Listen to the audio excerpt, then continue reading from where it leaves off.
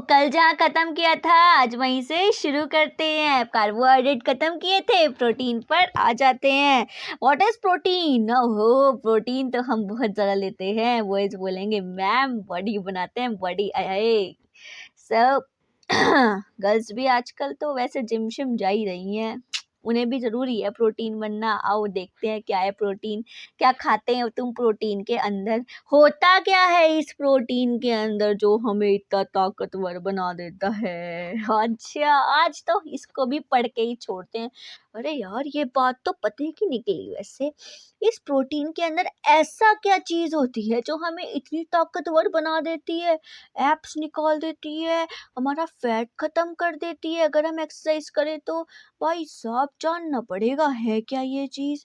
Protein एक ऐसा biomolecule है जो हमारे लिविंग ऑर्गेनिज्म के अंदर इतना ज़्यादा मिलता है। मिल्क के अंदर हो, चीज़ के अंदर हो, पल्सेस दालों के अंदर हो, पीनट्स के अंदर मट। अच्छा जी, जो वो मूंगफली आती है जरा जरा दाने, वो भी प्रोटीन दे देते हैं हमें। बता क्या यार। फिश के अंदर, मीट के अंदर, जो लोग फिश नॉनवेज खाते हैं उनको ऐसे प्रोटीन मिलता है। अच्छा जी, क्या बात है। ये हमारी ग्रोथ और मेंटेनेंस बॉडी बनाने के लिए तो हमें पता ही है, वो बनाने के लिए ज़रूरी है।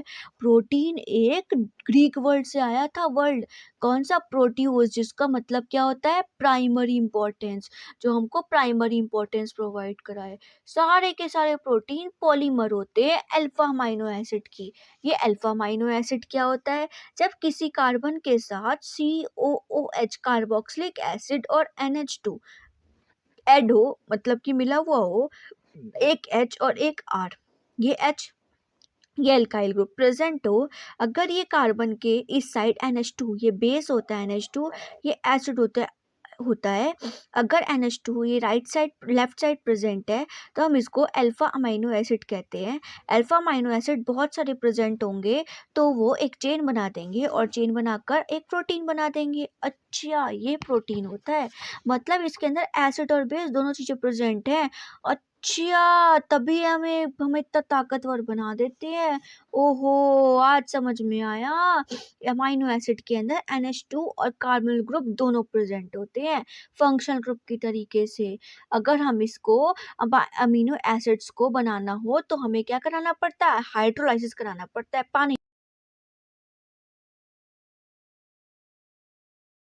अभी फ़िलहाल इनके स्ट्रक्चर और क्लासिफिकेशन देख लेते हैं। अच्छा जी, ये हमारे पास स्ट्रक्चर जो मैंने अभी बना के दिखाया अल्फ़ा अमीनो एसिड्स का, वही। अगर NH2 लेफ्ट साइड है तो वो वो कार्बन अल्फ़ा और वो structure alpha amino acid calculate किया जाएगा। अच्छा, क्लासिफिकेशन ये हमारे पास 3 तरीके के होते हैं। कौन कौन से? एक तो हमारे पास होता है न्यूट्रल, NUTRAL, एक हमारे पास होता है बेसिक, एक हमारे पास होता है एसिडिक। अगर न्यूट्रल कंडीशन कब होगी? अगर NH2, जितने NH2 प्रेजेंट है अमाइनो एसिड के अंदर उतना ही COH प्रेजेंट है। ये भी 1 तो ये भी 1, ये भी 2 तो ये भी 2, तो वो neutral.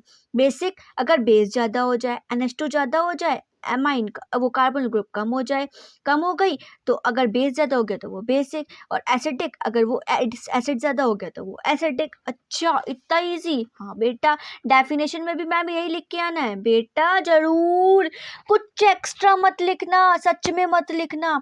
Number of amino groups equals to number of carbon group is called neutral. When amino group is more than carbon group is called basic amino acid.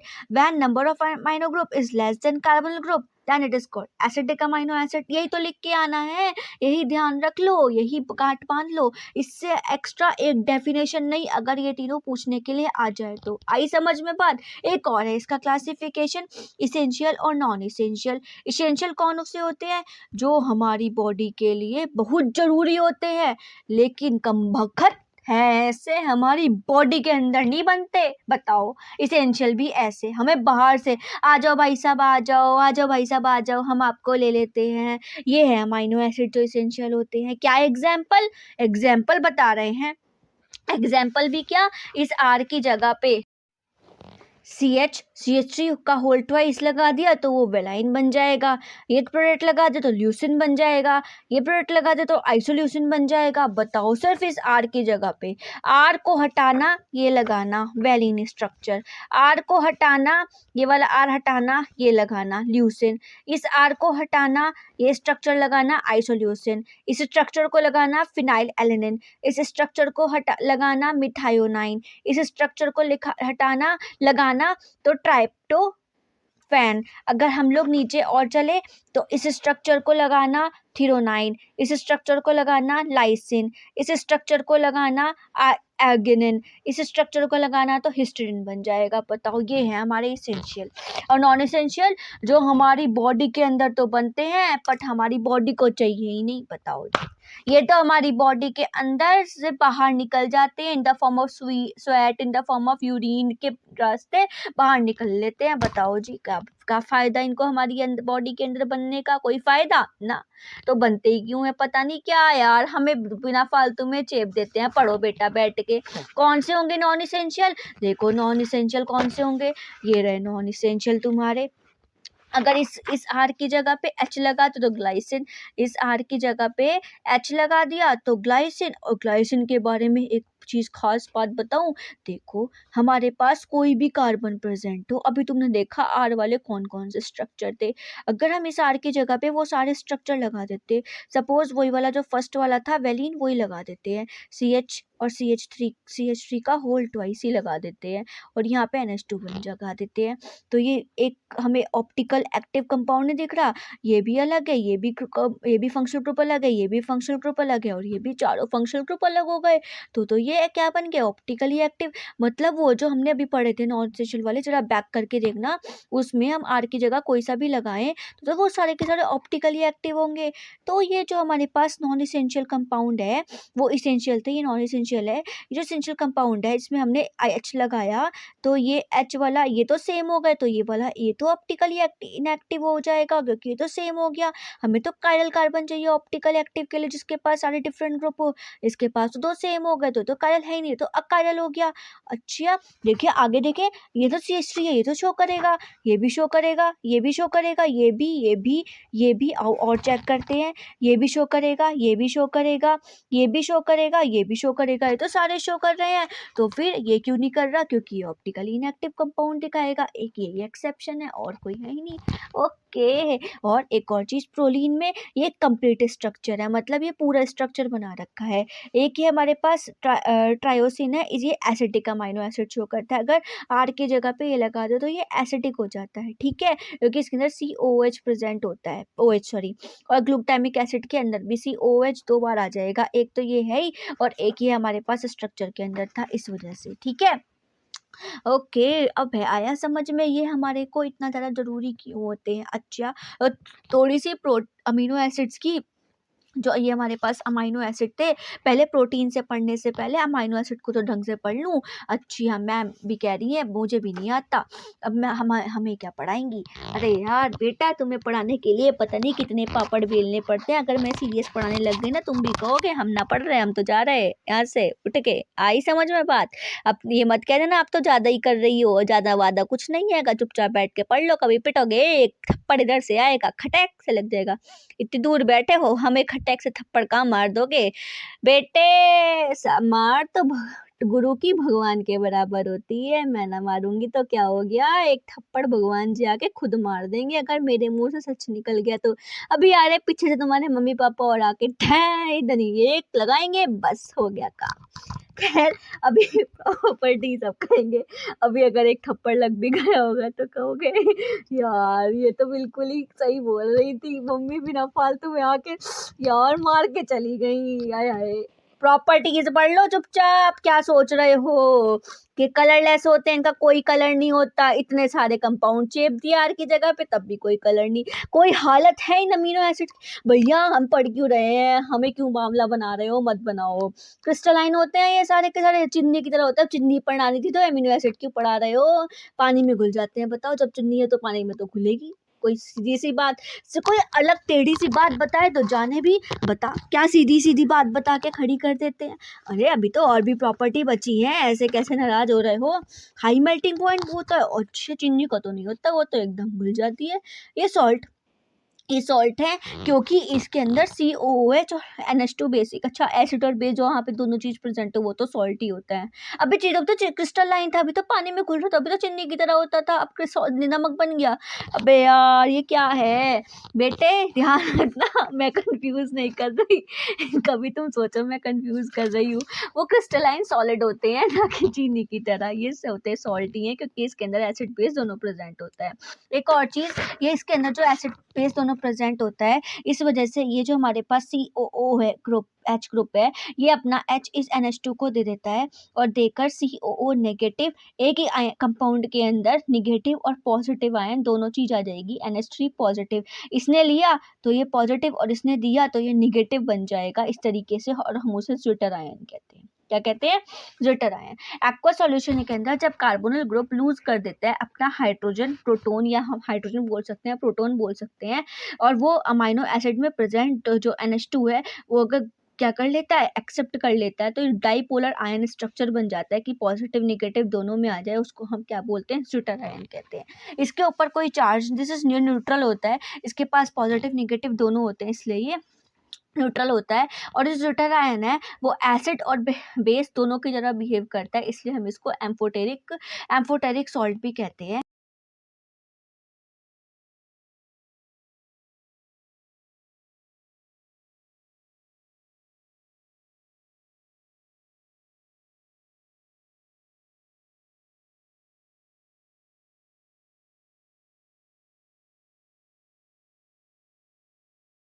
अब आती है हमारे पास इसके स्ट्रक्चर की बात। तो स्ट्रक्चर कैसा होता है, पहले कॉपी वाला समझने से पहले मैं तुम्हें बता देती हूँ। हमको पता था कि हमारे पास यहाँ पर H, यहाँ पे R, यहाँ पे COOH, और यहाँ पर क्या प्रेजेंट होता है, NH2 प्रेजेंट होता है। ठीक है, ये स्ट्रक्चर है इसका। अगर मैं यहाँ पे एक मॉलिक्यूल और ले लूँ अमाइनो एसिड का, HCOOH यहाँ पर प्रेजेंट है, और जो ये NH2 था वो NH2 हमने यहाँ लिख दिया, और R यहाँ पे। ये साफ साफ दिख रहा है कि हमें H2O यहाँ पे दिख रहा है।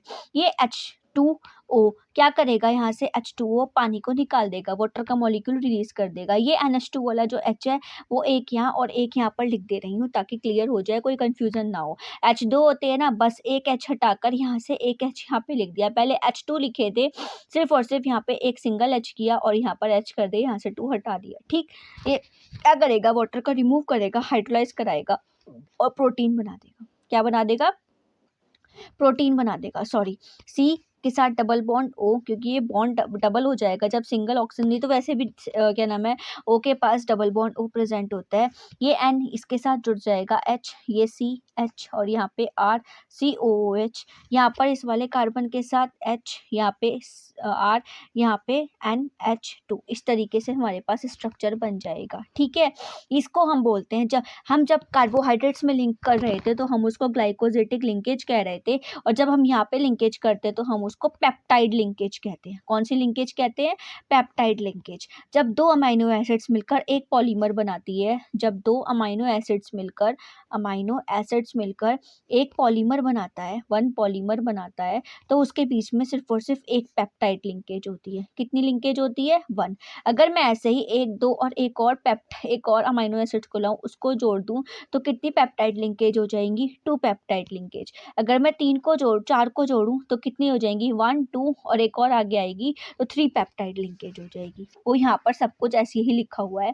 ये हमारे पास ग्लाइसिन है, R को हटा के H ले लिया, यहाँ पे CH3 ले लिया, तो हमने इसको एलानिन बोल दिया। जब इन दोनों को जोड़ोगे तो वाटर का मॉलिक्यूल रिमूव हो जाएगा और एक लिंकेज हो जाएगी जिसको बोलेंगे पेप्टाइड लिंकेज। ये हमारे पास बन गया ग्लाइसिल एलानिन, जिसको हम शॉर्ट फॉर्म में GLY और ALA भी कहते हैं। ठीक, इनके बीच में ये पेप्टाइड लिंकेज हो गई। ये डाइपेप्टाइड बने हैं, 2 पेप्टाइड जोड़े हैं तो हम उसको डाइपेप्टाइड कहेंगे। ठीक है, ये दो अमाइनो एसिड से मिलके बना हुआ होता है। ठीक है, जब हमारे पास डाइपेप्टाइड, दो पेप्टाइड हमने जोड़े थे, उसके साथ एक और थर्ड अमाइनो एसिड आ जाए तो वो ट्राईपेप्टाइड हो जाएंगे। 3 पेप्टाइड, 1 2 3 तीनों जुड़ जाए तो वो ट्राईपेप्टाइड कहलाए जाएंगे, और उसके बीच में 2 पेप्टाइड लिंकेज होगी, जैसे कि मैंने अभी बताया था, 1 2, ठीक है। लेकिन अगर 4 जुड़ जाएं तो वो 3 पेप्टाइड लिंकेज होगी और 5 जुड़ेंगे तो 4 पेप्टाइड लिंकेज होगी, ठीक है। जब 10 से ज़्यादा अमाइनो एसिड जुड़ जाएंगे तो वो पॉलीपेप्टाइड की एक चेन बना। देखो, जब एक पेप्टाइड से जुड़ेगा तो डाई पेप्टाइड, जब 2-3 क्या नाम है 3 अमाइनो एसिड जुड़ेंगे तो ट्राई, 4 जुड़ेंगे तो टेट्रा, 5 जुड़ेंगे अमाइनो एसिड तो पेंटापेप्टाइड बनेगा। और जो इसके बीच में बॉन्ड होगा वो कितने बॉन्ड बनेंगे, कितने पेप्टाइड लिंकेज होगी, 4 पेप्टाइड लिंकेज होगी। अगर कितने से ज़्यादा 10 से ज़्यादा अमाइनो एसिड्स ऐसे जुड़ जाएं तो हम वो पॉलीपेप्टाइड बन जाता है। क्या बन जाता है? पॉलीपेप्टाइड बन जाता है। और ये पॉलीपेप्टाइड जो मॉलिक्यूल्स हैं, पॉलीपेप्टाइड मतलब ये 10 अमाइनो एसिड्स मिलकर एक पॉलीपेप्टाइड बनाएंगे। और एक पॉलीपेप्टाइड एक पहले पॉलीपेप्टाइड, दूसरा पॉलीपेप्टाइड, 3, मतलब ऐसे ऐसे 100 पॉलीपेप्टाइड अगर एक साथ जुड़ जाएंगे तो वो प्रोटीन्स बना लेंगे। क्या बना लेंगे? प्रोटीन्स बना लेंगे। ध्यान से सुन लो, अगर एक अमीनो एसिड दूसरे अमीनो एसिड से जुड़ेगा तो वो क्या बनाएगा? डाईपेप्टाइड। अगर एक और उसके बीच में जो लिंकेज होगी वो लिंकेज 1 लिंकेज होगी, 1 पेप्टाइड लिंकेज होगी। अगर वो 3 जुड़ेंगे तो उनके बीच में जो लिंकेज होगी वो 2 लिंकेज होगी, 1-2 लिंकेज होगी और ये ट्राईपेप्टाइड बनाएंगे। अगर 4 अमीनो एसिड जुड़ेंगे तो टेट्रा, अगर 5 अमीनो एसिड्स जुड़ेंगे तो पेंटा, इनके बीच में लिंकेज 4 होगी, इनके बीच में लिंकेज 3 होगी। 6 जुड़ेंगे तो हेक्सा, 7 जुड़ेंगे तो हेप्टा, 8 जुड़ेंगे तो ऑक्टा, 9 जुड़ेंगे तो नोना, 10 जुड़ेंगे तो डेका। और 10 वाले अमाइनो एसिड को, जब 10 अमाइनो एसिड्स डेका पेप्टाइड बनाते हैं तो हम उसको पॉलीपेप्टाइड कहते हैं कि वो हमारा एक पॉलीपेप्टाइड बन गया, ठीक। इसके बीच में 9 पेप्टाइड लिंकेजेस होंगी, 9 पेप्टाइड लिंकेज होकर ये पॉलीपेप्टाइड एक पॉलीपेप्टाइड बनेगा। मतलब इतने सारे मिलकर एक पॉलीपेप्टाइड बना। ये 10 वाला बार बार जुड़ता चला गया, एक मॉलिक्यूल। जैसे इसमें हमने एक जोड़ा तो ट्राई, इसमें एक जोड़ा तो टेट्रा, ऐसे कर 10 हमारा बन गया। 10 वाले को एक पॉलीपेप्टाइड बोलेंगे। और पॉलीपेप्टाइड एक जो बना है, अगर ऐसे ऐसे 100 मॉलिक्यूल्स जुड़ जाएं एक साथ पॉलीपेप्टाइड वाले, एक पॉलीपेप्टाइड, 1 पॉलीपेप्टाइड, 2 पॉलीपेप्टाइड, और ऐसे ऐसे करके 100 पॉलीपेप्टाइड जुड़ जाए तो वो पॉलीमर्स बना, तो वो प्रोटीन बना लेते हैं। क्या बन जाता है? तब क्या बनता है? प्रोटीन बनता है। A polypeptide with more than 100 amino acids having molecular mass higher than 10,000 unit is called, क्या इज कॉल्ड? प्रोटीन्स। ओके, समझ में आया या नहीं आया? आई गया होगा, आई होप सो। नेक्स्ट आता है इसका क्लासिफिकेशन प्रोटीन्स का, फिर से मॉलिक्यूलर शेप के बेस पर कि इनकी मॉलिक्यूलर शेप कैसी होती है। ये कुछ होते हैं पतले और कुछ होते हैं ये गोल मटोल से। जो पतले होते हैं उनको हम फाइब्रस बोलते हैं, फाइब्रस प्रोटीन बोलते हैं। ये पैरेलल होते हैं। कैसे होते हैं? पैरेलल होते हैं, पैरेलल मतलब कि इस तरीके से प्रेजेंट होते हैं। और जो ग्लोबुलर होते हैं वो गोल स्ट्रक्चर होता है। इसके अंदर हाइड्रोजन और डाइसल्फाइड बॉन्ड्स होते हैं प्रेजेंट। कौन से? हाइड्रोजन और डाइसल्फाइड बॉन्ड प्रेजेंट होते हैं। एक काम की पते की बात बताऊं क्या इंटरेस्टिंग सी, जो हमारे पास डाइसल्फाइड बॉन्ड प्रेजेंट होता है ये बहुत ज़्यादा जो हार्ड हेयर्स होते हैं, जिन बच्चों के या जिन लोगों के हार्ड हेयर्स प्रेजेंट होते हैं, बहुत कैड़े से बाल प्रेजेंट होते हैं, उसके अंदर डाइसल्फाइड बॉन्ड बहुत ज़्यादा प्रेजेंट होता है। सल्फर के बीच में बॉन्ड, इस सल्फर को ब्रेक कराने के लिए कुछ लोग स्मूथनिंग, केराटिन वगैरह कराते हैं। केराटिन और स्मूथनिंग वाली जो प्रोसेसेस होती हैं वो सब सल्फर और सल्फर के बीच को बॉन्ड को तोड़ने के लिए काम करती हैं। तुम इतने पैसे दे के आते हो तो सल्फर और सल्फर का बॉन्ड ब्रेक कराने के लिए केमिस्ट्री में देख लो क्या यूज़ करना है, वो तो ऐसे टूट जाएगा। इतने पैसे देने की क्या ज़रूरत है? बताओ, है ज़रूरत? नहीं ना। फिर आई ना मजे की बात समझ में आज? हाँ बेटा, केराटिन में इतने पैसे खर्च हो जाते हैं जो तुम करा के आते हो, और वो सल्फर के बीच का बॉन्ड ही तोड़ना है और कुछ नहीं करना। वो तो तुम सल्फर के बीच का बॉन्ड तोड़ना, तुम तो फ्रूट्स खाकर वगैरह खा के ही सही हो जाएगा। इतने पैसे क्यों देने? इतने पैसे फ्रूट खाने में खर्च करोगे तो पता नहीं कहाँ बॉडी कहाँ से कहाँ पहुँच जाएगी तुम्हारी। 100 साल जियोगे तो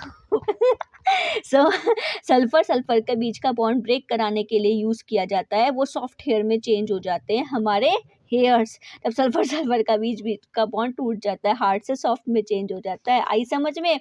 इसलिए केराटिन कराया जाता है। मायोसिन मसल्स में प्रेजेंट होते हैं फाइब्रस प्रोटीन। टेंडन्स जो होती है हमारे पास वो सॉफ्ट बोन्स, उसमें कोलेजन की फॉर्म में फाइब्रस प्रोटीन प्रेजेंट होता है। सिल्क में फाइब्रोइन की फॉर्म में फाइब्रस प्रोटीन प्रेजेंट होता है। और हमारे पास ग्लोबुलर प्रोटीन कौन से होते हैं? जो चेन या फिर चेन के ऐसे कॉइल लच्छे में, मतलब कि इस तरीके से प्रेजेंट हो, उसको हम ग्लोबुलर प्रोटीन बोलते हैं। इंसुलिन जो हार्मोन है उसके अंदर ग्लोबुलिन प्रोटीन प्रेजेंट होता है। एग्स के अंदर जो एल्ब्यूमिन प्रेजेंट होता है, वाइट स्ट्रक्चर प्रेजेंट होता है, उसके अंदर ग्लोबुलर प्रोटीन प्रेजेंट होता है। हीमोग्लोबिन के अंदर प्रेजेंट होता है। सारे एंजाइम्स और सारे हार्मोन्स के अंदर प्रेजेंट होता है। ठीक है। और दूसरी चीज, इनके स्ट्रक्चर और शेप के बेस पर अगर हम बात करें इनकी स्ट्रक्चर की और शेप की, तो ये भी 4 तरीके की स्ट्रक्चर्स होती हैं। अब वो 4 तरीके की स्ट्रक्चर कौन सी होती है? एक हमारे पास आएगी फर्स्ट प्राइमरी। कौन सी आएगी? प्राइमरी। प्राइमरी में क्या कि बिल्कुल सीधी सीधी सीधी चेन, एलानिन जुड़ गया, ग्लाइसिन जुड़ गया, ल्यूसीन जुड़ गया, 20 हमारे पास 20 अमाइनो एसिड्स प्रेजेंट है। वो सारे अगर एक चेन में जुड़ जाएंगे, सीक्वेंस में जुड़ जाएंगे, तो हम उसको क्या बोलेंगे?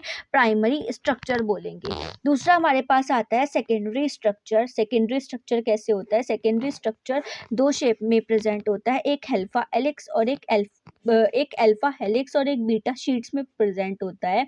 ये जो हमारे पास अल्फा हेलिक्स होती हैं, लाइक एस डीएनए मॉलिक्यूल इस तरीके से प्रेजेंट होता है। अल्फा हेलिक्स हमारे पास सिंगल चेन होती है। सिंगल मतलब एक तरीके से मैं बोलूँ तो ये हमारे पास एक अमाइनो एसिड है COOH वाला, यहाँ COOH वाला, यहाँ पे NH2 प्रेजेंट है और यहाँ पे H और यहाँ पे R।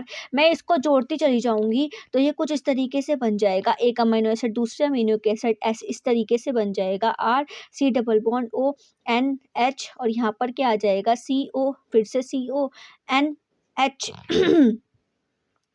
CO हाँ CONH, फिर से हमारे पास ये इस तरीके से मॉलिक्यूल जुड़ता चला जाएगा। ये सीधी सीधी सीधी सीधे जुड़ रहा है, कोई इसमें कोई और बंदा तो नहीं आकर अटैच्ड हो रहा। इसके बीच में जो हाइड्रोजन बॉन्डिंग होगी वो 2 टाइप की हाइड्रोजन बॉन्डिंग होती है। एक हमारे पास इंटरमॉलिक्यूलर होते हैं, एक हमारे पास इंटरमॉलिक्यूलर होते हैं। तो ये हाइड्रोजन बॉन्डिंग हो रही है उसी स्ट्रक्चर के अंदर अंदर होती जा रही है, इसके अंदर अंदर होती चली जाएगी, उसको हम इंटरमॉलिक्यूलर बोलते हैं। लेकिन अगर ये जो मॉलिक्यूल है इसके साथ साथ एक और मैं यहाँ पर लिख दूँ CO, यहाँ पर ये लिखा हुआ है, यहाँ पे CH, इनके बीच में जो बॉन्डिंग होगी, सपोज एक और molecule same as it is यहाँ पर लिखा जाए CH C double bond O, यहाँ पर NH C double bond O, इस तरीके से लिखा जाए, इनके बीच में भी एक हाइड्रोजन बॉन्डिंग हो सकती है। इस बॉन्डिंग को अगर ये तो सीधी सीधी चल रही थी तो हम इसको इंट्रा बोल रहे थे, एक और आ गया मॉलिक्यूल उसके इन दोनों के बीच में भी हो गई, इसके अंदर तो चली रही थी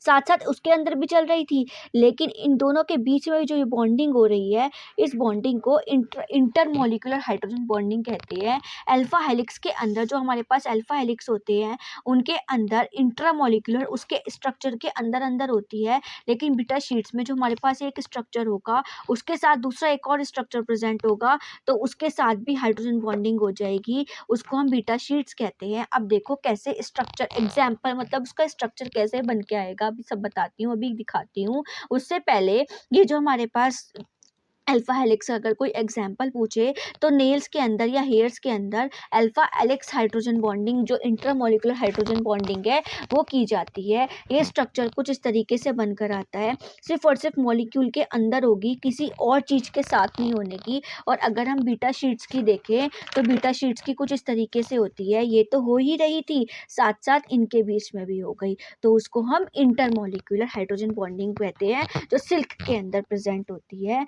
नेक्स्ट आता है आपके पास टर्शरी। टर्शरी जो हमारे पास प्रेजेंट होगा, टर्शरी मॉलिक्यूल प्राइमरी और स्ट्रक्चर को बनाकर बनाया जाएगा, उसमें फाइब्रस और ग्लोबुलर सारे प्रोटीन्स आ जाते हैं। नेक्स्ट आता है क्वाटरनरी, वो सारे के सबका मिक्सचर है, प्राइमरी सेकेंडरी टर्शरी को मिला के बना दिया जाएगा। जैसे कि हमको ये देखो दिख रहा है, ये प्राइमरी नॉर्मल चेन, ये सेकेंडरी, ये टर्शरी और ये हमारे पास क्वाटरनरी स्ट्रक्चर आ जाता है। ये अलग टॉपिक है, रीनेचुरेशन नीचे अभी दिखाऊंगी कैसे वाला, ये बाद में देखेंगे। अभी यहाँ तक समझो, समझ में आ गया होगा कौन सा प्राइमरी, नॉर्मल चेन है तो प्राइमरी इस तरीके से आ गया, या फिर हेलिक्स या शीट्स की फॉर्म में आ गया तो सेकेंडरी, उससे पॉलीपेप्टाइड चेन बन गई तो टर्शरी, और टर्शरी से क्वाटरनरी स्ट्रक्चर बन जाता है। आई बात समझ में। नेक्स्ट आती है तुम्हारे पास, अगर ये हमारे पास मॉलिक्यूल प्रेजेंट है, ये प्राइमरी है, ये हमारे पास सेकेंडरी है, ये टर्शरी आ गया, टर्शरी में एक बार हमारे पास प्राइमरी आया, फिर सेकेंडरी आ गया, एक बार फिर प्राइमरी आया, फिर टर्शरी सेकेंडरी आ गया, एक बार फिर प्राइमरी आया, इस तरीके से करके ये क्वाइल्ड रहती है और फिर टर्शरी स्ट्रक्चर आ जाता है। ये हमारे पास जो स्ट्रक्चर है, अगर हमें इसे वापसी प्राइमरी में कन्वर्ट करना हो तो हम क्या करेंगे, कैसे करेंगे, ध्यान से सुनना अब मेरी बात बहुत अच्छे से, ठीक है। ये हमारे पास जो क्वाटरनरी स्ट्रक्चर प्रेजेंट होता है, वो क्वाटरनरी स्ट्रक्चर की जो एनर्जी होती है वो बहुत ज़्यादा होती है। उसकी एनर्जी ज़्यादा होने की वजह से वो नेटिव फॉर्म में प्रेजेंट हो जाता है, नेटिव फॉर्म में पहुंच जाता है। जैसे ही वो नेटिव फॉर्म में आता है, उसको पीएच चेंज किया जाता है, उसको टेम्परेचर दिया जाता है, तो वो नॉर्मल प्राइमरी प्रोटीन में कन्वर्ट हो जाता है। चाहे वो क्वाटरनरी करना हो, चाहे वो टर्शरी करना हो, चाहे वो सेकेंडरी करना हो, सारे स्ट्रक्चर इस तरीके से प्राइमरी स्ट्रक्चर में पहुंच जाते हैं और इस प्रोसेस को डीनेचुरेशन कहते हैं। क्या कहते हैं? डीनेचुरेशन कहते हैं। क्वाटरनरी से प्राइमरी में पहुंचने में अगर प्राइमरी को दोबारा से क्वाटरनरी में कराना है तो उसको रीनेचुरेशन कहते हैं। क्या कहते हैं? रीनेचुरेशन कहते हैं। देखो ये रहा नॉर्मल प्रोटीन, डीनेचुरेटेड प्रोटीन था, जब क्वाटरनरी बन गया था उसको नॉर्मल प्रोटीन में कन्वर्ट कर दिया, नॉर्मल से फिर से हमने उसमें कन्वर्ट कर दिया डीनेचुरेटेड प्रोटीन में। ओके, समझ में आई बात या नहीं? दोबारा बताऊं? एक बार दोबारा सुन लो, दोबारा से सुन लेना ध्यान से। हमारे पास ये नॉर्मल मतलब ये क्वाटरनरी स्ट्रक्चर था, क्वाटरनरी स्ट्रक्चर को हमने प्रोटीन सिंपल प्राइमरी प्रोटीन में चेंज कर दिया, डीनेचुरेटेड प्रोटीन बन गया, डीनेचुरेशन हो गया। डीनेचुरेटेड प्रोटीन को दोबारा से quaternary structure, secondary structure, tertiary structure किसी स्ट्रक्चर में चेंज कर दिया, वो हमारे पास रीनेचुरेशन हो गया, दोबारा से हमने वही बना दिया। ठीक है। कब होता है? जब इस क्वाटरनरी स्ट्रक्चर को, सेकेंडरी को या प्राइमरी को एनर्जी बहुत ज़्यादा मिल जाती है, बहुत ज़्यादा होने की वजह से ये नेटिव स्टेट में पहुंच जाता है, इसके पास टेम्परेचर और पीएच चेंज होने की वजह से ये प्राइमरी स्ट्रक्चर में चेंज हो जाए तो उसको डीनेचुरेशन, डीनेचुरेटेड प्रोटीन कहा जाता है। और अगर इसको दोबारा से नॉर्म वो जो हम जहाँ से हमने बनाया था प्राइम क्वाटरनरी स्ट्रक्चर में पहुँचाना है तो उसको डीनेचुरेशन कहा जाता है। आओ डेफिनेशन भी देख लेते हैं कि इनकी डेफिनेशन क्या होंगी डीनेचुरेशन की, क्योंकि ये बहुत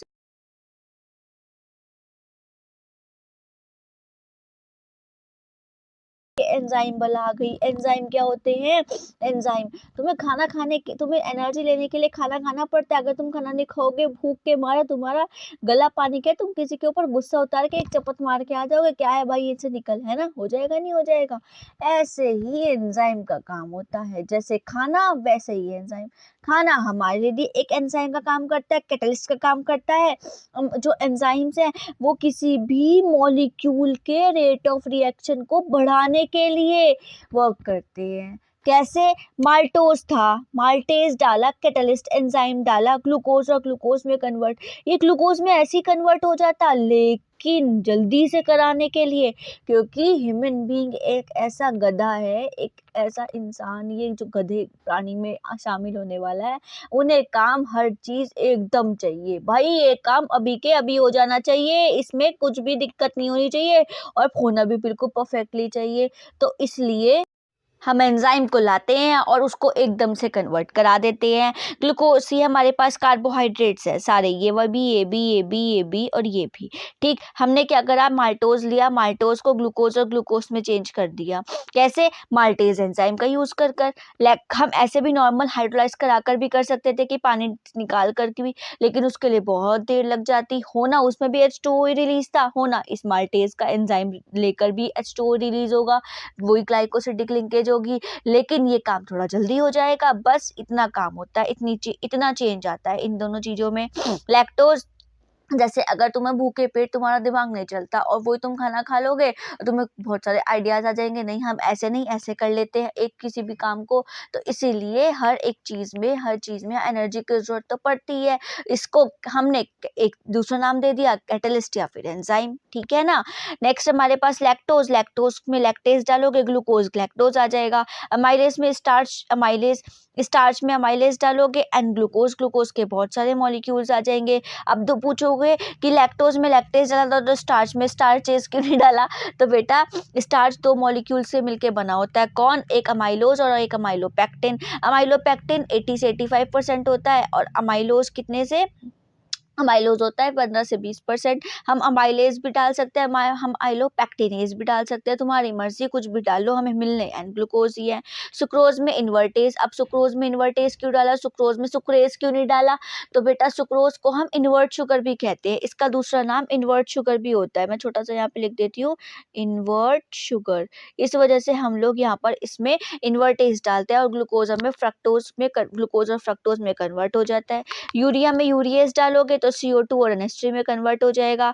कार्बन एनहाइड्रेज में H2CO3 डालोगे तो हमारे को क्या नाम है, CO2 और H2 की फॉर्म में कन्वर्ट हो जाएगा। कार्बोनिक एसिड होता है, इसलिए कार्बोनिक एनहाइड्रेज डाला। प्रोटीन में पेप्सिन डालोगे, अमाइनो एसिड में कन्वर्ट हो जाएगा। ट्रिप्सिन DNA RNA में ट्रिप्सिन डालोगे तो न्यूक्लियोसाइड्स बन जाएंगे। अब न्यूक्लियोसाइड्स क्या होते हैं वो आगे आएंगे, न्यूक्लिक एसिड में समझ में आएगा। राइबोन्यूक्लिक एसिड ट्राइफॉस्फेट्स में RNA पॉलीमरेज डालोगे, वो आपका RNA में कन्वर्ट हो जाएगा। ऐसे DNA है, डीऑक्सी न्यूक्लियोटाइड ट्राइफॉस्फेट में कन्वर्ट करने के लिए, DNA में कन्वर्ट करने के लिए DNA पॉलीमरेज डालोगे तो वो DNA में कन्वर्ट हो जाता है। तो RNA और DNA वाला सेम ही है हमारे पास, ठीक है। ये 9 और एक 10 और है जो इस वाले पेपर पे लिखा हुआ है, ये रहा आपके पास। ये 10th नंबर है जिसमें हमें DNA में कन्वर्ट करने के लिए DNA पॉलीमरेज की जरूरत पड़ती है। आई बात समझ में? नहीं आई? अब आती है बात इसकी प्रॉपर्टीज की। इनकी प्रॉपर्टीज क्या क्या होती है? तो प्रॉपर्टीज बहुत ज़्यादा इफिशियंसी होती है, एकदम कन्वर्ट कर देती है। छोटी सी क्वांटिटी चाहिए होती है, बहुत ज़्यादा नहीं चाहिए होती। सबका काम अपना अलग होता है। अगर माल्टेज एंजाइम को लैक्टोज में डाल दोगे तो कन्वर्ट थोड़ी होगा। वही वाली बात, अगर जो हार्ट की मसल्स को स्टमक की मसल्स में लगा दोगे, कार्डियक मसल्स को स्टमक की मसल्स में लगा दोगे तो क्या स्टमक की मसल्स काम करना शुरू कर देंगी? नहीं ना। जिसका काम उसी को ही सही लगता है करना, अगर कोई और करेगा तो वही वाली कहावत है, उसका काम उसी को राजे और करे तो ठंडा बाजे।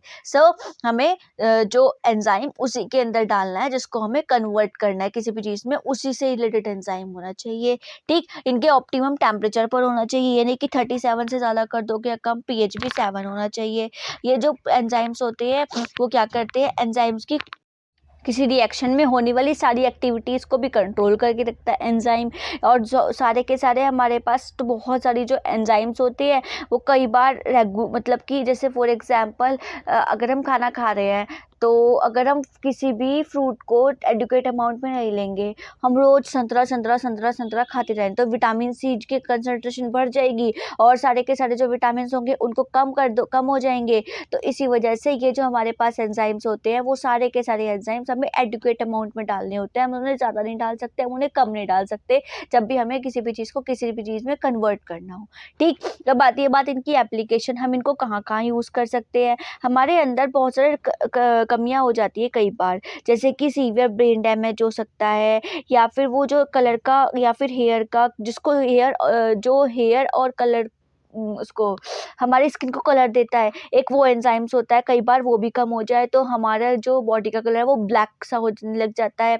तो ये क्यों होता है? यहाँ पे एक डिफिशियंसी हो जाती है कौन से एंजाइम्स की, फिनाइल कीटोन यूरिया एंजाइम की, जो सीवियर ब्रेन डैमेज कर देता है। अगर टायरोसाइनेज एंजाइम की कमी हो जाए तो वो एल्बिनिज्म मतलब या फिर मिलेनिन मतलब इन दोनों को बहुत कम कर देगा, और इन दोनों को बहुत कम कर देगा तो हमारे पास जो पिगमेंट होता है, जो कलर या फिर क्या देता है, स्किन के कलर को या हेयर के जो हमारे पास कलर आता है उनके कलर को बहुत ज़्यादा डैमेज करना स्टार्ट कर देता है। मतलब हम एंजाइम से अपने आप को, अपनी डिसीज़ को भी ठीक कर सकते हैं। जैसे कि कुछ हमारे पास एक एंजाइम है स्ट्रेप्टोकाइनेज, ये स्ट्रेप्टोकाइनेज डिसॉल्व करता है, ब्लड क्लॉट्स को डिसॉल्व करता है, जो कि हार्ट अटैक्स को बहुत ज़्यादा क्या कर देता है, मिनिमम कर देता है, हार्ट अटैक नहीं आने देता।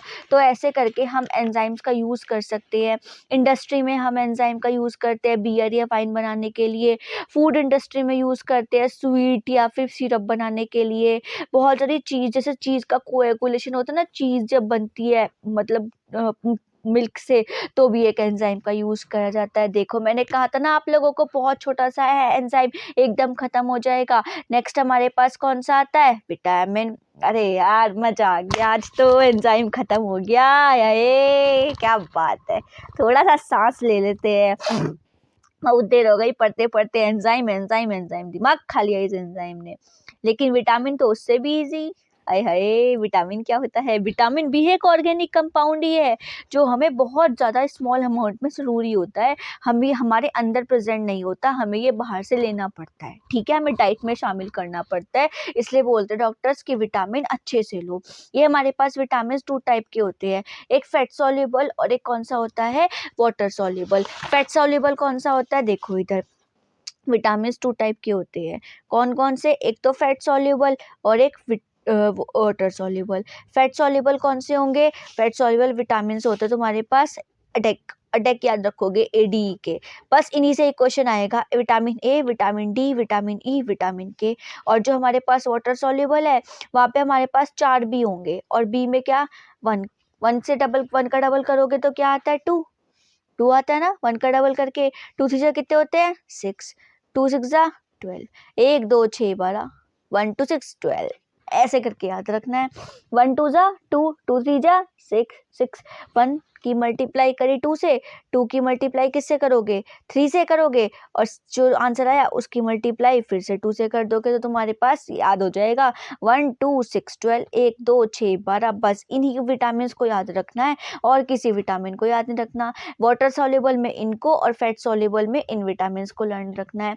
जो वाटर सॉल्युबल होते हैं वो पानी में घुल जाते हैं, लेकिन जो विटामिन फैट सॉल्युबल होते हैं वो उसमें पानी में कभी भी डिसॉल्व नहीं होते। ये लीवर में और एडिपोज टिश्यू में फैट को स्टोर करके रखते हैं, इनकी फॉर्म में प्रेजेंट होते हैं फैट सॉल्युबल। और जो विटामिन हमारे पास वाटर सॉल्युबल होते हैं, vitamin B1, B2, B6, B12 और विटामिन सी, वो वाटर सॉल्युबल होते हैं।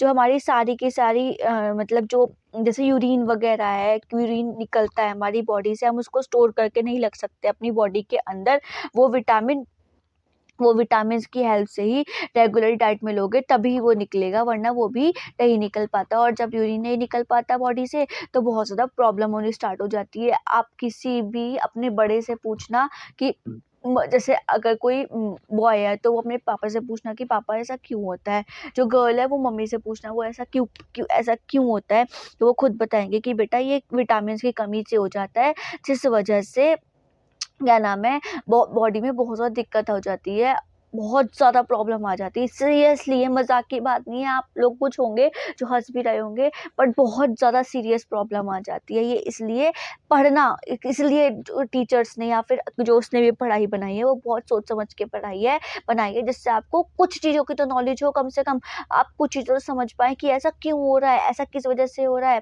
ठीक है ना। सो हमारे पास यहाँ पर कुछ विटामिन है। विटामिन ए का केमिकल नेम रेटिनॉल होता है, और ये ब्राइट आई मतलब कि ये जो होती है हमारे पास नाइट ब्लाइंडनेस की डिफिशियंसी डिजीज होती है, अगर विटामिन ए की कमी आ जाए तो इन सब चीज़ों से हम इसको ठीक कर सकते हैं।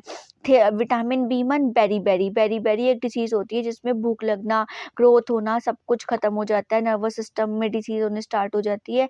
इन सब चीज़ों का यूज़ करके भी हम विटामिन B1 को ठीक कर सकते हैं। नेक्स्ट आता है विटामिन B12। विटामिन B12 को राइबोफ्लाविन कहते हैं। राइबोफ्लाविन जो हमारी बहुत ज़्यादा रेड कलर हो जाते हैं, डार्क रेड कलर हो जाती है, किसका डार्क रेड कलर हो जाता है, क्या नाम है, टंग का, या फिर कॉर्निया में फिशर होना स्टार्ट हो जाए, माउथ में या लिप्स में, तो वो भी क्या नाम है, उसको उन सबको ठीक करने के लिए हम लोगों को B2 लेना है।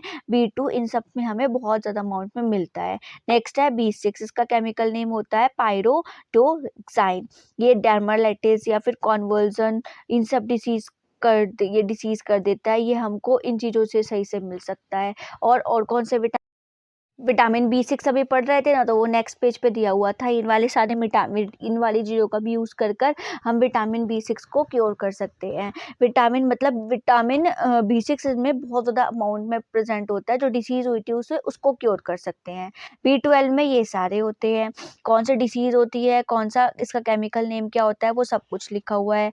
विटामिन C में एस्कॉर्बिक एसिड प्रेजेंट होता है, ठीक है ना। कौन सा एसिड? एस्कॉर्बिक एसिड प्रेजेंट होता है। स्कर्वी, ब्लीडिंग गम्स में से ब्लीडिंग हो जाना, या फिर जो तुम्हारे पायरिया हो जाता है टीथ में, ये सिट्रस फ्रूट्स वगैरह खाने से सब ठीक हो सकता है। डी में आपके पास रिकेट्स या फिर ऑस्टोमैलेशिया हो जाता है, जो ये सब चीज़ों को खाने से हम लोग ठीक कर सकते हैं। और विटामिन ई को टोकोफेरॉल कहते हैं, इसका केमिकल नेम। इसको खाने से हमारे पास जो आरबीसीज हैं वो बहुत ज़्यादा बढ़ जाती हैं, हमारी मसल्स वीक हो जाती हैं, वीकनेस आना स्टार्ट हो जाता है। तो हम इन सब चीज़ों को खाकर सही कर सकते हैं। के को हम लोगों को हीमोफीलिया या फिर मतलब ब्लड में बहुत ज़्यादा टाइम तक क्लॉटिंग हो जाना, इन सब चीज़ों की दिक्कत आनी शुरू हो जाती है, तो हम इन सब चीज़ों को खाकर ठीक कर सकते हैं। विटामिन एच को बायोटिन कहते हैं। बायोटिन से हेयर बहुत ज़्यादा निकलने स्टार्ट हो सकते हैं, मतलब ये जो बाल होते हैं हमारे वो सब बहुत ज़्यादा मतलब लॉस हो जाता है हेयर्स का, तो वो इन सब चीज़ों को खाकर हम ठीक कर सकते हैं। कोएंजाइम Q10 कोएंजाइम Q तो करना भी नहीं, वैसे तो हमें ADE बताया मैंने, B1 B2 B6 और B12 बताया, बस यही करने हैं और कोई नहीं करना और ना ही कोई देखना। सो हमारे पास आज विटामिन भी बिल्कुल ख़त्म होता है।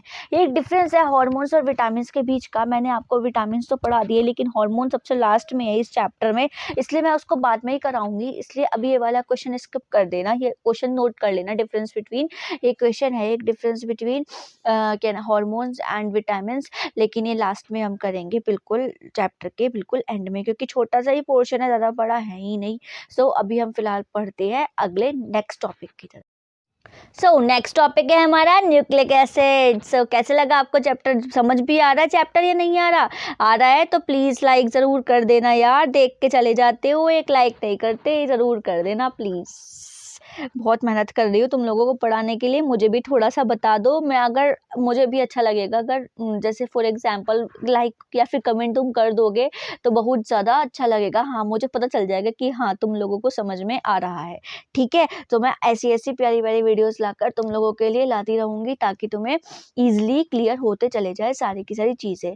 विद नोट्स तुम्हें मिल रही हैं। नोट्स अगर कहीं ऐसा भी होता है कि नोट्स नहीं मिलते, कई बार तो पढ़ा भी नहीं जाता, तो हमें सब कुछ नोट्स की फॉर्म में मिल रहा है। और एक और चीज़, एक और बहुत अच्छी बात आपके लिए, सबके लिए गुड न्यूज़, कि ये नोट्स टेलीग्राम चैनल पर, हाँ जी, टेलीग्राम चैनल पर दिमाग की बत्ती जलाओ पर ही सारे के सारे नोट्स मैं आज ही, बिल्कुल आज अभी ये वीडियोस आएंगी और वीडियोस के बाद पूरा चैप्टर का PDF, यस PDF आपको मिल जाएगा। दिमाग की बत्ती जलाओ टेलीग्राम चैनल पर, लिंक डिस्क्रिप्शन पे है, बिल्कुल भी देर मत करो। ये मत सोचना 1 रुपया लगेगा या कुछ भी लगेगा, बेटा पढ़ाई कभी भी किसी से खरीदी नहीं जा सकती, हमेशा प्राप्त कर सकते हो तुम उसको।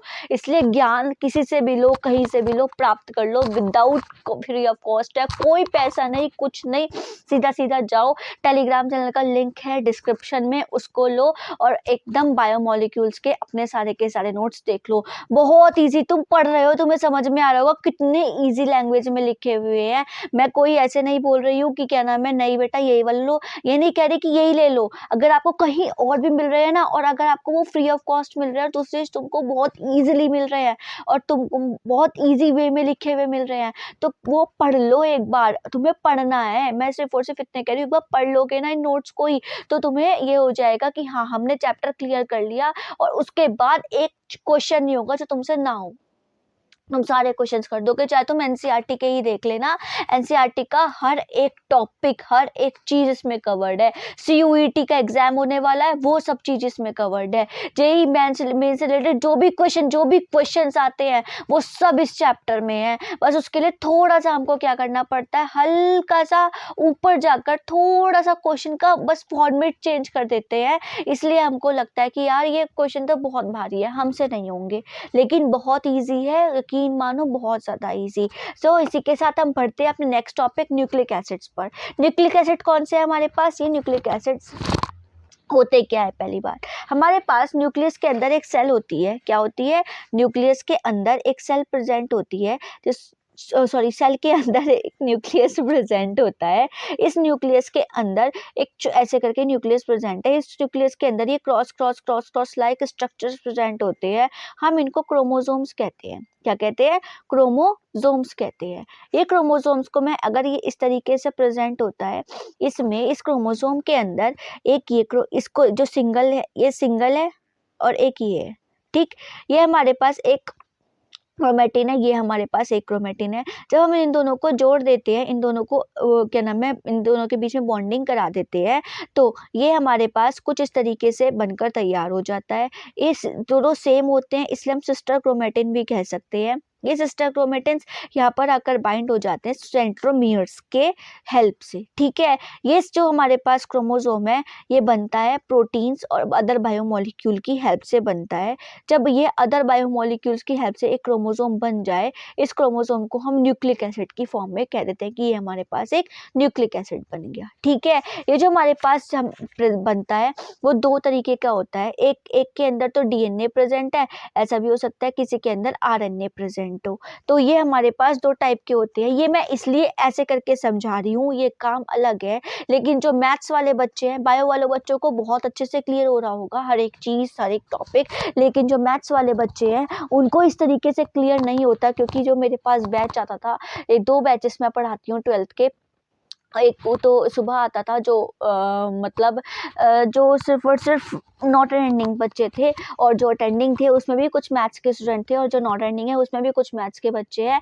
वो मैथ्स के बच्चे परेशान थे कि ये क्रोमोसोम क्या होता है। इसलिए बायो वाले बच्चों की थ्योरी अलग होती है, हर एक चीज़ अलग होती है। मैथ्स वाले बच्चों को ये चीज़ क्लियर नहीं होती, इसलिए मैंने इस चीज़ को ऐसे समझाया। अब ये मत सोचना कि मैंने आप बायो वाले बच्चे बोलेंगे कि मैम ये गलत है। बेटा, ये गलत आप लोगों को लग रहा होगा, लेकिन आपको पता है कि क्या होता है, कैसे होता है, आप समझ सकते हो। लेकिन मैथ्स वाले बच्चों को तो 2 साल से उन्होंने बायो नहीं पढ़ी, और 10th में भी पढ़ी थी, तो वो कहाँ उनको पता था कि क्या सेंट्रोमियर, क्या क्रोमोसोम, बस जरा सा 9th क्लास में पढ़ा दिया था। फिर 10th में भी वो रिप्रोडक्शन वाले चैप्टर में आ गया था, लेकिन इतना ज़्यादा नहीं आया था। इस वजह से इसको ध्यान रखना कि ये बायो वाले बच्चों के लिए ही समझने के लिए, मैथ्स वाले बच्चों के लिए, बायो वाले बच्चे तो अपने आप इजीली समझ जाएंगे कि न्यूक्लिक क्रोमोसोम्स क्या होते हैं। Okay done. सो हमारे पास ये न्यूक्लिक एसिड बना, जिसके पास किसी के पास डीएनए होता है, किसी के पास आरएनए होता है। इसलिए दो टाइप के होते हैं, डीऑक्सीराइबो न्यूक्लिक एसिड डीएनए और राइबो न्यूक्लिक एसिड आरएनए। ठीक है, ये जो बहुत लंबी लंबी चेन बना लेते हैं, उनको अब पॉलीन्यूक्लियोटाइड्स कहते हैं। ये अभी समझ में नहीं आएगा तुम लोगों को, 12 बायो को आ जाए, बायो आ जाएगा, लेकिन मैथ्स वालों को नहीं आएगा, इसलिए अभी छोड़ देना। जो न्यूक्लिक एसिड होता है, उसके अंदर 3 चीज़ें प्रेजेंट होती हैं। वो क्या क्या? पहली होती है, उसके अंदर फर्स्ट चीज़ आती है बेस। कौन सी आती है? बेस। ये वाले हमारे पास बेसिस प्रेजेंट होते हैं, ध्यान से देखना, ये सारे बेस हैं। एडेनिन, ग्वानिन, साइटोसिन और थाइमिन और यूरेसिल। ठीक है, एडेनिन और ग्वानिन को प्यूरिन्स कहते हैं, और साइटोसिन, थाइमिन को और यूरेसिल को पिरामिडिन्स कहते हैं। ये हमारे पास तीनों पिरामिडिन्स हैं, और ये दोनों प्यूरिन्स हैं। प्यूरिन्स क्यों बोला? क्योंकि यहाँ पर 2 साइक्लिक रिंग्स है, इसलिए ये प्यूरिन, और सिंगल साइक्लिक रिंग को हम लोग पिरामिडिन्स कहते हैं। बात समझ आई या नहीं आई? आ गई? क्लियरली आ गई? ओके। अब एक चीज याद रखना, ये सारे के सारे हेट्रोसाइक्लिक बेस है। हेट्रोसाइक्लिक का मतलब होता है, हेट्रो मतलब कि वो एक एटम जो किसी के साथ बॉन्ड बनाने के बाद भी उसके पास लोन पेयर्स बच रहे हैं, इसलिए हम उसको हेट्रो बोलते हैं। और ये साइक्लिक की फॉर्म में, इसलिए हम इसको हाइड्रोसाइक्लिक बेस कहा जाता है। क्लियर? समझ में आई? Adenine, guanine, cytosine, thymine, uracil, AGCTU। Okay done. Next तुम्हारे पास आती है, सेकंड तुम्हारे पास आता है शुगर्स। अब शुगर तुम्हारे पास 2 टाइप की होती है। कौन कौन सी? एक होती है तुम्हारे पास राइबोस शुगर, और एक तुम्हारे पास होती है डीऑक्सीराइबोस शुगर। ठीक है, डीऑक्सीराइबोस शुगर डीएनए में प्रेजेंट होती है, राइबोस शुगर आरएनए में प्रेजेंट रहती है। ओके, अगर यहाँ पर फर्स्ट और सेकंड कार्बन नंबर पर यहाँ पर भी H लिखा हुआ है, और यहाँ पे OH प्रेजेंट है।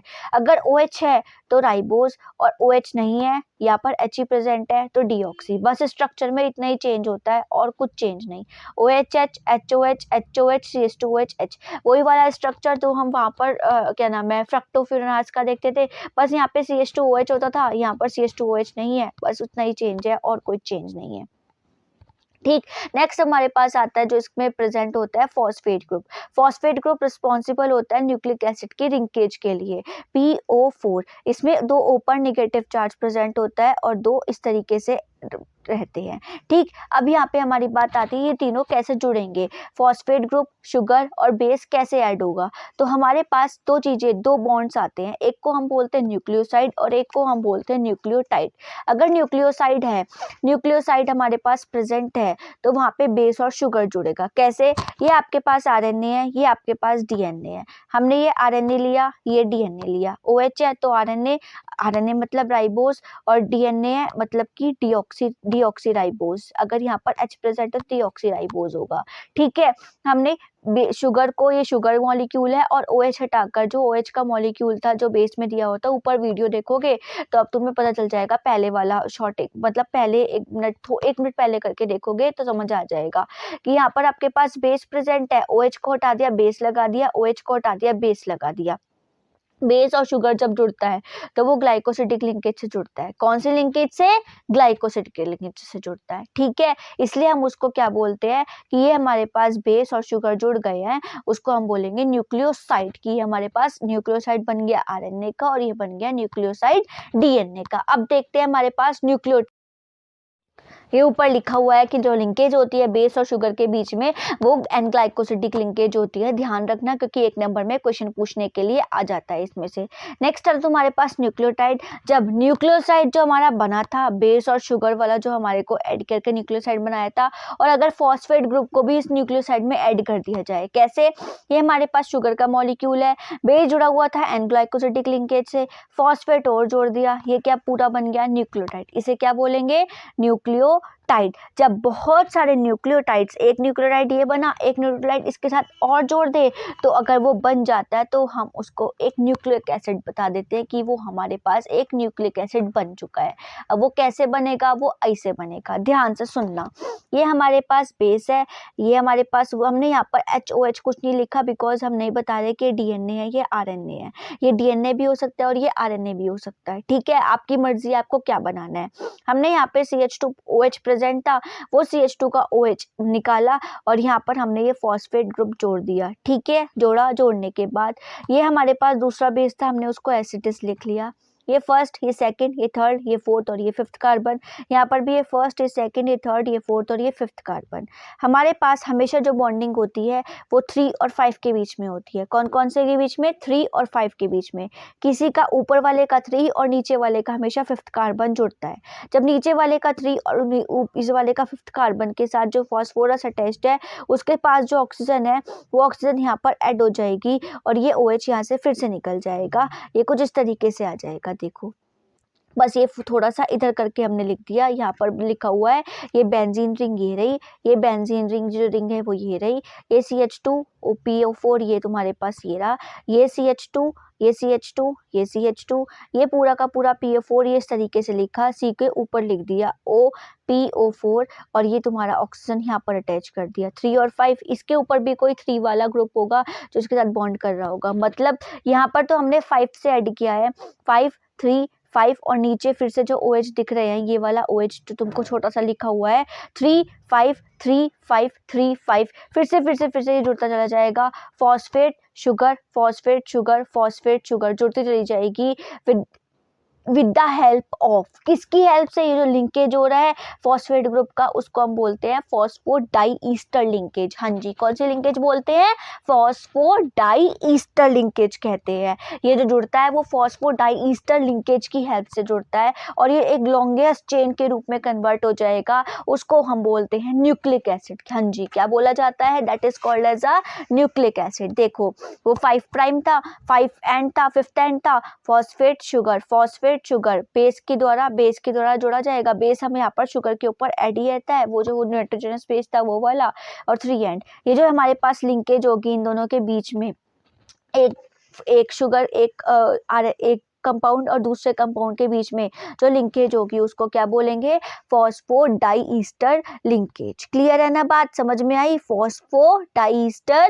लिंकेज। ये सिंपल वर्जन बना रखा है, शुगर, बेस शुगर फॉस्फेट, दूसरा वाला आया बेस शुगर फॉस्फेट, बीच में जुड़ा with the help of phosphodiester linkage. Next फिर से आया फॉस्फोडाइस्टर लिंकेज। क्लियर है बात। नेक्स्ट हमारे पास आती है ये जो हमारे पास मॉलिक्यूल था किसका, डीएनए का मॉलिक्यूल या आरएनए का मॉलिक्यूल, वो हमको दिया था वॉटसन और क्रिक ने, जेम्स वॉटसन और फ्रांसिस क्रिक ने दिया था double standard helical structure glucose का। इसमें 2 न्यूक्लिक एसिड चेन अच्छे से वाउंड होकर ऐसे रहती हैं, कॉइल्ड होकर रहती हैं हाइड्रोजन बॉन्ड के द्वारा बेस की हेल्प से। ये दोनों के दोनों स्ट्रैंड्स कॉम्प्लीमेंट्री रहते हैं। 2 स्ट्रैंड है, एक स्ट्रैंड तुम्हारे पास ये वाला आ गया, एक और स्ट्रैंड आएगा इसी के साथ, वो इसका कॉम्प्लीमेंट्री, मतलब ये वो उसका उल्टा होगा, क्योंकि देखो लाइक चीज़ हमेशा रिपेल करती है, अगर पॉजिटिव पॉजिटिव भी लगाओगे तो वो भी रिपेल करना स्टार्ट कर देगा। इसीलिए ये वाले जो हमारे पास चीज़ें होती है वो हम कॉम्प्लीमेंट्री लगाते हैं। अगर यहाँ पर एक चेन चल रही है तो यहाँ पर 3 एंड से लेकर, इसको 3 प्राइम बोला जाता है, 3 प्राइम से लेकर हम लोग कौन सी एंड तक, कौन से वाले एंड तक रहते हैं, 5 एंड तक रहते हैं। और फिर ये एक दूसरे के साथ बॉन्डिंग कर लेती है, कॉइल्ड स्ट्रक्चर बना लेती है। स्ट्रक्चर कॉइल्ड कैसे करके बनाएगी वो ध्यान से देखना, कैसे कॉइल्ड स्ट्रक्चर बनाती है, इस तरीके से कॉइल्ड स्ट्रक्चर बनाती है। ये 5 प्राइम, ये 3 प्राइम, और ये जो बेस है, बेस कौन सा, अब बेस बात आती है बेस की, स्पेसिफिक बेसिस की। बेस हमारे पास एडेनिन थाइमिन था और साइटोसिन ग्वानिन था, और कौन सा था, यूरेसिल था। हमारे पास 4 बेस प्रेजेंट होते हैं, एडेनिन, ग्वानिन, साइटोसिन और कौन सा था, थाइमिन था और यूरेसिल था। ये हमारे पास 5 बेस प्रेजेंट है। ये बेस अगर ए हमारे पास प्रेजेंट है तो वो हमेशा डबल बॉन्ड बनाकर थाइमिन के साथ ही बॉन्डिंग करेगा, और जो हमारे पास जी ग्वानिन प्रेजेंट है वो हमेशा किसके साथ, साइटोसिन के साथ ही क्या कर लेगा, कोडिंग करेगा, साइटोसिन के साथ ही बॉन्डिंग बनाएगा। अगर ये थाइमिन के साथ बना लेता है तो वो जो मेंटली डिसेबल्ड पर्सन नहीं होते कि उनके दिमाग में कुछ कमी होती है, वे आत्मा नहीं चाहिए, सॉरी, लेकिन हाँ वो वाले जो पर्सन वो बहुत ज़्यादा बहुत ज़्यादा जो परेशान रहते हैं, उन बच्चों को उन बच्चों के अंदर जो मेंटल डिसेबिलिटी आ जाती है वो डीएनए की कोडिंग की वजह से आ जाती है, कि डीएनए उनके स्ट्रक्चर में उनकी कुछ कोड मतलब कोड जो हो रहा है वो खराब हो गया। जैसे अगर ग्वानिन के साथ थाइमिन की कोडिंग हो जाए, साइटोसिन के साथ थाइमिन की हो जाए, या इसके साथ एडेनिन की हो जाए, या साइटोसिन के साथ ग्वानिन उसकी क्या नाम है थाइमिन की हो जाए कोडिंग, तो ये गड़बड़ हो जाती है। इसलिए हमेशा एडेनिन थाइमिन के साथ ही कोडिंग करता है और ग्वानिन हमेशा साइटोसिन का ट्रिपल बॉन्ड के साथ ही कोडिंग करेगा, ध्यान रखना। इसलिए इसकी बॉन्ड एंथैल्पी ज़्यादा होती है और इसकी बॉन्ड एंथैल्पी कम होती है। क्वेश्चन आता है ये ग्वानिन साइटोसिन का ट्रिपल बॉन्ड बनाता है और एडेनिन थाइमिन के साथ कौन सा बॉन्ड बनाता है, मतलब ये पूछा जाता है कौन से बॉन्ड्स बनाता है जिस वजह से ग्वानिन और साइटोसिन की बॉन्डिंग इतनी स्ट्रॉन्ग होती है। बेटा ये जो बॉन्डिंग करते हैं ट्रिपल होती है और ये डबल होती है, इसलिए इसकी बॉन्ड एंथैल्पी ज़्यादा और इसकी बॉन्ड एंथैल्पी बहुत ज़्यादा कम होती है। ठीक है, ओके। ये जो हमारे पास थाइमिन है, अगर ये थाइमिन प्रेजेंट है किसी भी स्ट्रक्चर के अंदर, इट मीन्स वो डीएनए का स्ट्रक्चर है, और इस थाइमिन की जगह पे हम यूरेसिल लिख दे, यू लिख दे, तो वो आरएनए बन जाएगा। बस बेस में इतना ही डिफरेंस होता है, एक तो एच और एक एचओएच में प्रेजेंट डिफरेंस है कि वहाँ पर एच है तो वो डीएनए होगा। आप समझ गए होंगे मैं कौन से एच की बात कर रही हूँ, और एचओएच प्रेजेंट है तो वो हमारे पास आरएनए होगा। साथ साथ अगर यूरेसिल है थाइमिन की जगह तो वो आरएनए है, और अगर थाइमिन प्रेजेंट है तो वो डीएनए है। ठीक है ना, ओके, समझ में आई। ये सब कुछ यहाँ पर वही लिखा हुआ है। एडेनिन अगर हाइड्रोजन बॉन्ड बनाता है थाइमिन के साथ डबल बॉन्ड के साथ ऐसे करके, और साइटोसिन हमेशा ग्वानिन के साथ बनाता है ट्रिपल बॉन्ड के साथ। सी ट्रिपल बॉन्ड जी ज़्यादा स्ट्रॉन्गर होते हैं डबल बॉन्ड टी से, क्योंकि बॉन्ड एंथैल्पी की वजह से। अब आ जाते हैं हम कॉम्प्लीमेंट्री स्ट्रैंड, तो तुम्हें बता दिया व्हाट इज कॉम्प्लीमेंट्री स्ट्रैंड क्या होता है। ये कोडिंग कर रखी है यहाँ से पूरी की पूरी, और डबल हेलिकल पूरा स्ट्रक्चर बना रखा है। अब तुमको समझ में आ गया होगा ये कैसे कैसे क्या, ये डीएनए का मॉलिक्यूल है, दैट इज डीएनए। नेक्स्ट आता है हमारे पास कि आरएनए, ये हमारे पास डीएनए कंप्लीट होता है। आरएनए का स्ट्रक्चर कैसे होता है बेटा, आरएनए सिंगल हेलिकल स्ट्रक्चर होता है, बिल्कुल सिंगल, उसमें कोई किसी के साथ कुछ नहीं होता। ये सिंगल हेलिकल मैं इस तरीके से बना दूं, ये हमारे पास आरएनए बन जाएगा। इसको राइबोन्यूक्लिक एसिड कहते हैं। इसके 3 टाइप होते हैं, मैसेंजर आरएनए, राइबोसोमल आरएनए और ट्रांसफर आरएनए। मैसेंजर आरएनए को एमआरएनए भी कहा जाता है, जो मैसेज पहुंचाता है। राइबोसोमल आरएनए को आरएनए कहा जाता है, जो राइबोसोम्स का इंटरचेंज करके प्रोटीन्स वगैरह या फिर ऐसे करते हैं। और जो ट्रांसफर आरएनए है वो राइबोसोम्स को ट्रांसफर करने में या प्रोटीन्स को बनाने में हेल्प करता है।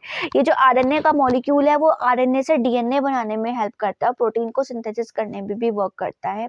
नेक्स्ट आता है, बहुत ज़्यादा तुम लोग आज सुन रहे होंगे, आजकल तुम सुन रहे होंगे कि क्या नाम है, डीएनए फिंगरप्रिंटिंग कितना ज़्यादा हेल्प करता है किसी भी मुजरिम को पहचानने के लिए, किसी भी क्या नाम है, डेड बॉडी को पहचानने के लिए। किसी जैसे फॉर एग्जांपल कुछ बच्चे खो जाते हैं बचपन में, कोई लड़ाई हो या फिर कुछ भी चीज़ हो, तो वहाँ पर अपने बच्चों को पहचानने के लिए ये डीएनए कितना हेल्पफुल है। फोरेंसिक लेबोरेटरीज में क्रिमिनल्स को पकड़ने के लिए हम डीएनए का यूज़ करते हैं, डीएनए फिंगरप्रिंटिंग का यूज़ करते हैं।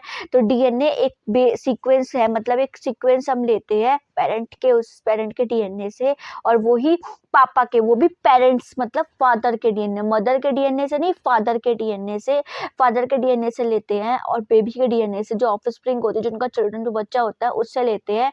उसको हम देखते हैं जब वहाँ पर रखकर कि क्या सीन है, क्या सेम आ रही है कोडिंग। अगर सेम होती है तो इट मीन्स वो उसी पेरेंट का ही अपना चिल्ड्रन होता है, वरना वो नहीं होगा। इस तरीके से हम पता कर सकते हैं डीएनए फिंगरप्रिंट की प्रिंटिंग और कोडिंग की हेल्प से कि यहाँ पे हेयर से भी हम लोग कर सकते हैं, बाल से, क्योंकि बालों के अंदर भी अमीनो एसिड्स प्रेजेंट होते हैं, प्रोटीन प्रेजेंट होते हैं, प्रोटीन से आरएनए, आरएनए से डीएनए बनता है। देखो एक चीज़ बताऊँ पते की, मैथ्स वाले बच्चों को, अमीनो एसिड से क्या बनाते हैं हम लोग, प्रोटीन, प्रोटीन से क्या बनता है, आरएनए, और आरएनए से क्या बनता है, डीएनए। तो ये बहुत मजे की बात थी। थोड़ा मजाक हो जाना चाहिए। मैम कितना पकाती हो, ये मत बोलो, बस हमें पता है। मैथ वाले बच्चों तुम्हें कुछ नहीं पता, आई बात समझ में, चुपचाप बैठ के पढ़ लो। हाँ नहीं तो बात करते हैं, हमें सब पता है। नेक्स्ट हमारे पास आता है न्यूक्लिक एसिड्स।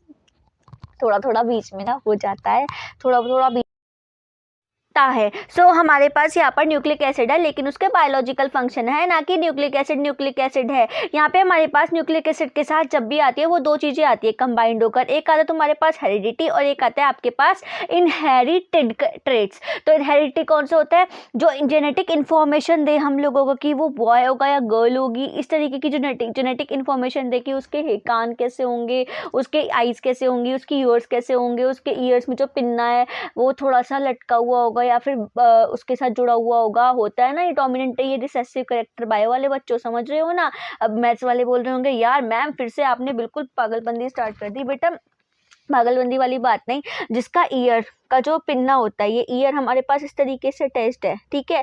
अगर ये पिन्ना हमारा कैसे हो, क्या नाम है, अगर लटका हुआ है लाइक दैट, अलग है, सेपरेट है, ये तो आपकी स्किन आ गई, आपका फेस वाला पार्ट हो गया, ठीक है। लेकिन ये आपका ईयर पिन्ना है, अगर ये ईयर पिन्ना अलग है तो वो डोमिनेंट कैरेक्टर होता है, वो बंदा डोमिनेंट रहता है हर हर हर टाइम, मतलब किसी भी काम को करने के लिए वो ही डोमिनेंट रहेगा। अगर घर में 5 बंदे हैं, अगर जिसके घर में जो ईयर है का पिन्ना वो डोमिनेंट मतलब अलग होगा, इट मीन्स वो डोमिनेंट कैरेक्टर होता है कि उसकी बात ज़्यादा सुनी जाती है।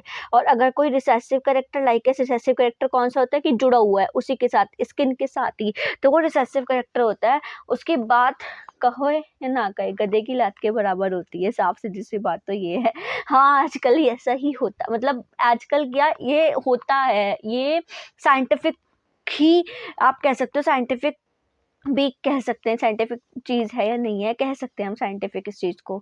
सो इसको तो छोड़ो, हम इसको बाद में देखेंगे। ये हेरिडिटी करेक्टर ट्रांसमिशन करने के लिए, और हमारा इनहेरिटेड ट्रेट कौन से होते हैं, जैसे किसी के पापा हैं, वो उनका प्रॉपर्टी डीलिंग का बिजनेस है, तो बच्चों के अंदर थोड़ी सी क्वालिटी तो आएगी ना कि प्रॉपर्टी डीलिंग का बिजनेस है, चलो हम भी पापा का हाथ बटा देते हैं थोड़ा बहुत, तो उनके अंदर और ज़्यादा उभर कर आती है वो चीज़ ना, जो पापा के अंदर होती है, जो एंसेस्टर से चल रही होती है।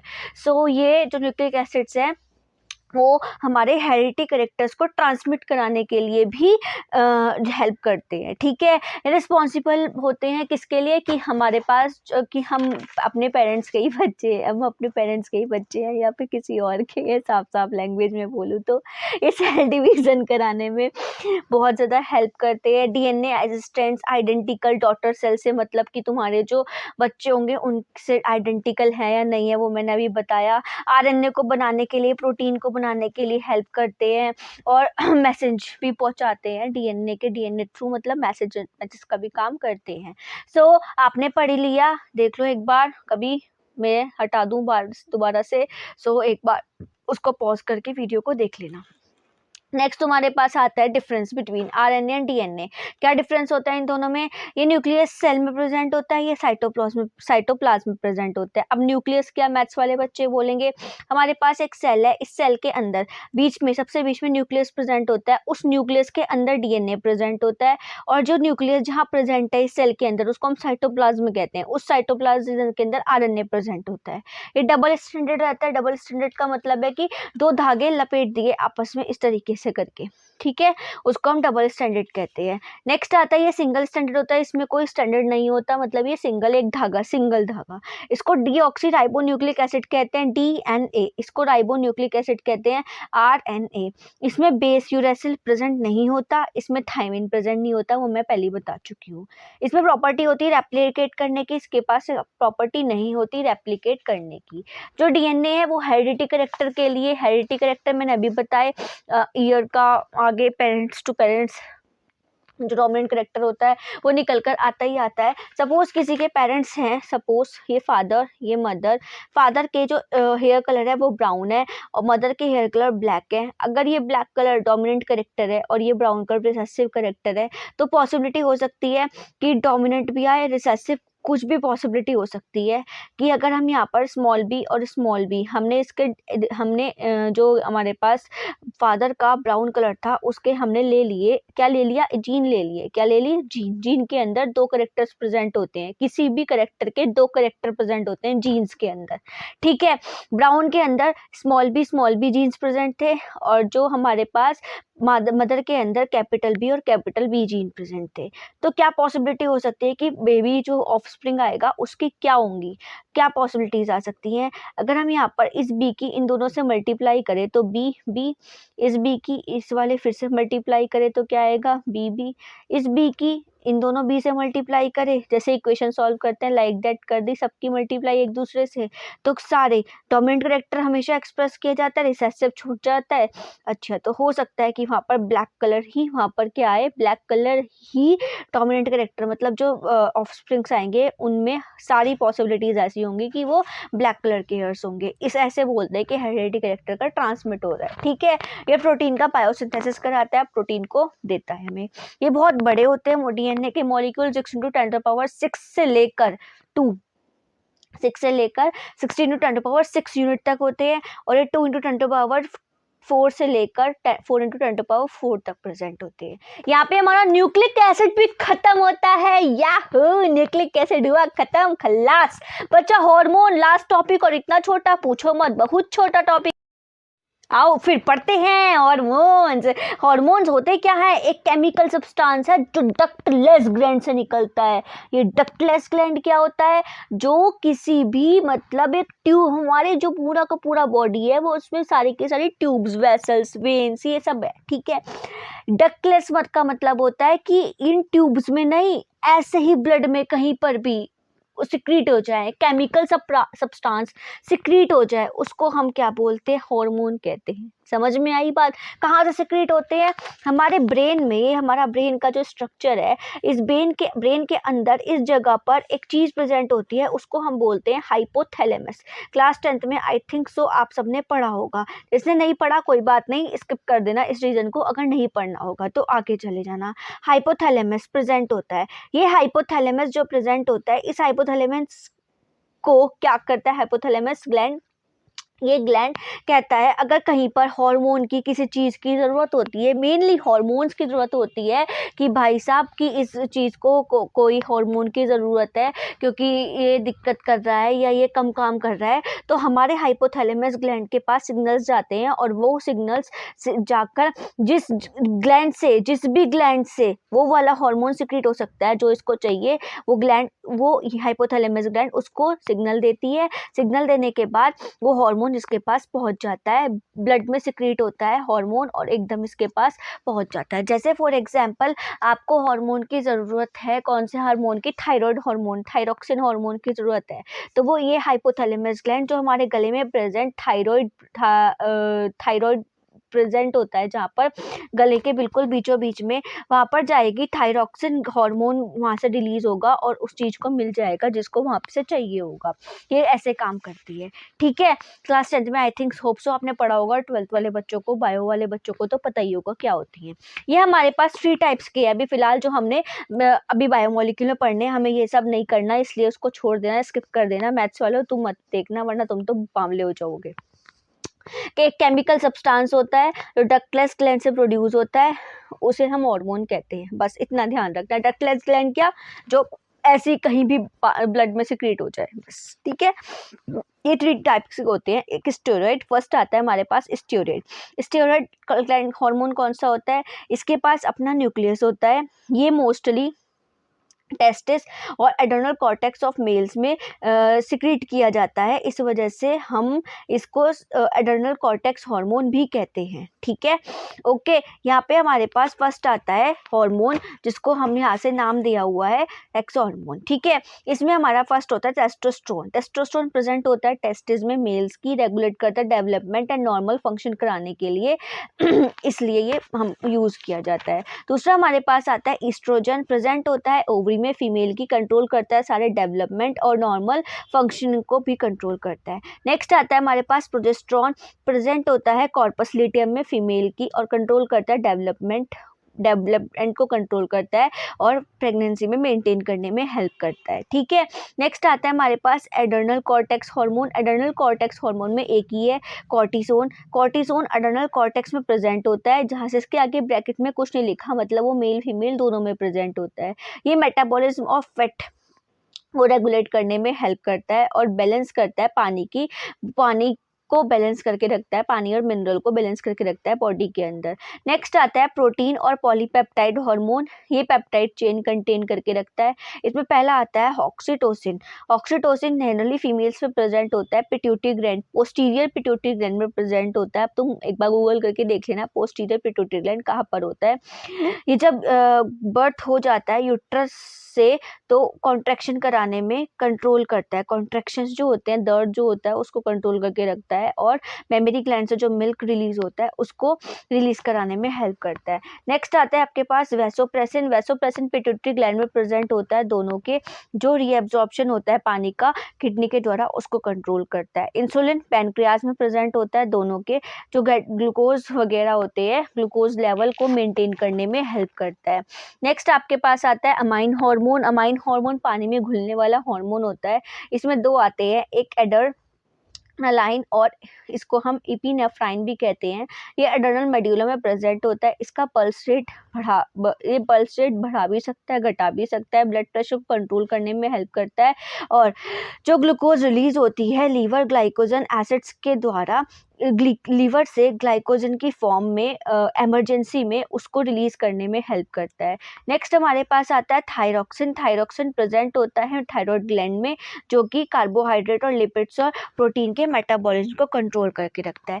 इसमें आपको इतना कुछ याद नहीं रखना, कौन सा हार्मोन कहाँ पर है क्या, ये नहीं याद रखना, बस ये ध्यान रखना जो इम्पोर्टेंट है। एक थायरॉक्सिन बहुत इंपॉर्टेंट है, एक ऑक्सीटोसिन बहुत इंपॉर्टेंट है, एक इंसुलिन बहुत इंपॉर्टेंट है, एक ये तीनों जो स्टेरॉइड हार्मोन से प्रोजेस्टेरॉन, ईस्ट्रोजन और लास्ट कौन सा था तुम्हारे पास, टेस्टोस्टेरोन। ये सारे के सारे हार्मोन्स बहुत ज़्यादा इंपॉर्टेंट है। ये कहाँ प्रेजेंट होते हैं, इनका वर्क क्या होता है, ये याद रखना है, और हार्मोन होता क्या है। इसके बेसिस पर क्वेश्चंस आते हैं, केस बेस्ड में भी आ जाते हैं और डायरेक्ट भी आ जाते हैं, बस इतना ध्यान रखना है। ओके, बात समझ में आई। सो चैप्टर होता है आपका खत्म, खल्लास। बाय बाय, कल मिलते हैं न्यू वीडियो के साथ, न्यू चैप्टर के साथ।